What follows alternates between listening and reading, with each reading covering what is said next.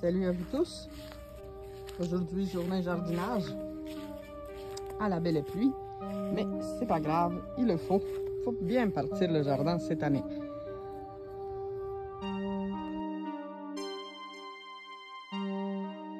Mes assistants sont toujours là, mais n'oublie pas de t'abonner toi aussi pour plus de vidéos sur l'élevage des petits animaux, jardinage et des recettes. Et voici l'ail. Il est dans le jardin depuis l'automne passé, il se porte bien, il est en santé. Quoi de mieux pour être heureux? Et vous allez bien en rire, mais j'ai oublié de partir la vidéo quand j'ai travaillé dans le jardin, donc j'ai oublié d'enregistrer, mais c'est pas grave, au moins je me suis rappelé à la fin. Et donc voici la vidéo qui va vous présenter mon travail d'aujourd'hui. Alors, de ce côté, j'ai les tomates.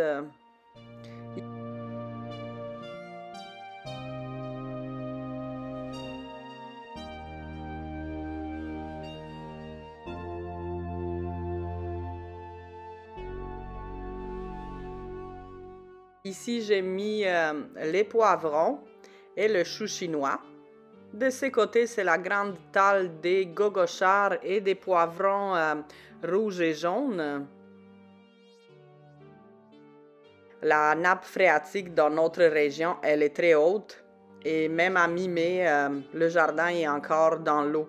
Genre, je mets la pelle dans la terre, puis à 30 cm de profondeur, l'eau, elle est juste là.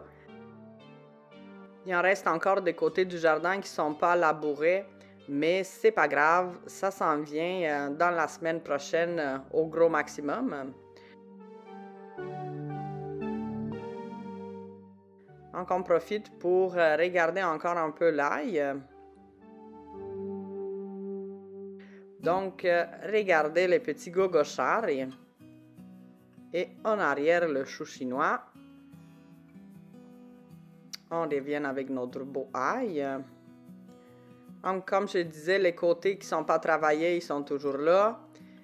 Mais on va les labourer la semaine prochaine pour mettre le restant des choses dans le jardin.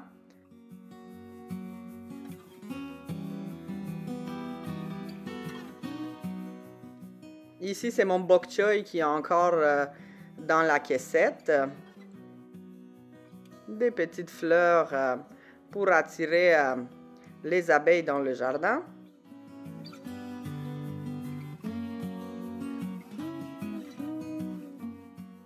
Et maintenant, on continue. On voit les poivrons, mais de l'autre côté du jardin. Encore des petites fleurs ici et là pour attirer les pollinisateurs.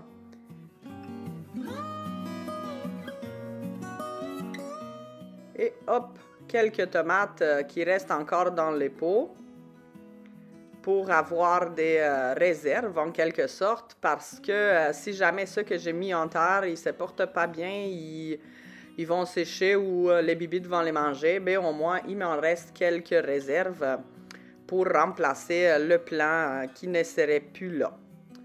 Donc encore une fois, on passe à côté des tomates. Cette fois-ci, c'est les tomates rouges et les tomates roses rondes.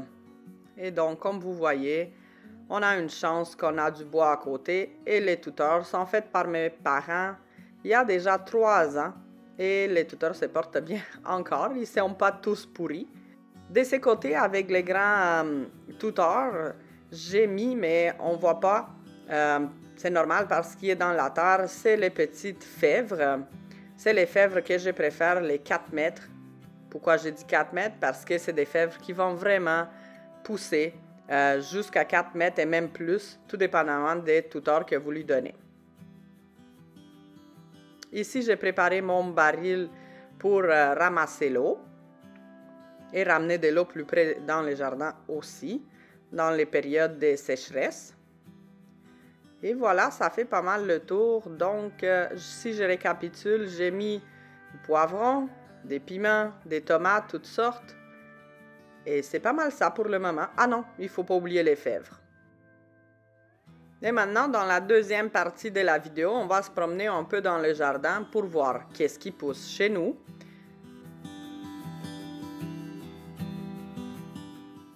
Et voilà, on a des fleurs qui sont vraiment magnifiques, même dans cette journée toute grisâtre.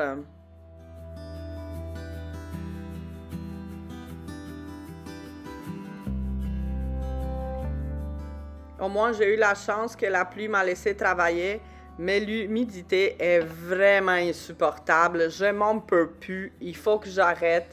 J'ai quand même travaillé une bonne 5 heures dans le jardin. Mais il faut que je rentre, prendre une douche et boire quelque chose de froid, parce que même l'eau que j'avais sortie avec moi, elle était rendue tiède.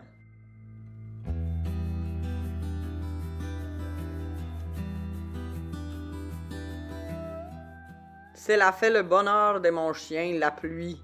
Elle aime ça, c'est rouler dans le gazon tout mouillé, comme vous pouvez bien voir. Ah oui, il ne faut pas oublier les moustiques qui étaient au rendez-vous aussi. Donc, je peux calculer un nombre assez élevé de piqûres des maringouins, malgré le produit que j'ai utilisé pour les éloigner. Je profite aussi pour vous montrer le beau cerisier. Il est en fleurs et malgré la journée toute grise, on va trouver des raisons pour être heureux et des raisons pour sourire. Donc, le voici, il est vraiment beau, il est magnifique. Et espérons qu'il va nous faire quelques petites cerises cette année. Et le voici maintenant dans une journée ensoleillée. Avouez, il est vraiment beau. Les fleurs des cerisiers là sont mes préférées, à côté de celles des pommiers, bien sûr. Ici, c'est le petit cerisier, qu'il est aussi autant magnifique que le grand. Alors, merci beaucoup d'avoir regardé la vidéo. On se retrouve dans la prochaine. Et d'ici là, bon jardinage.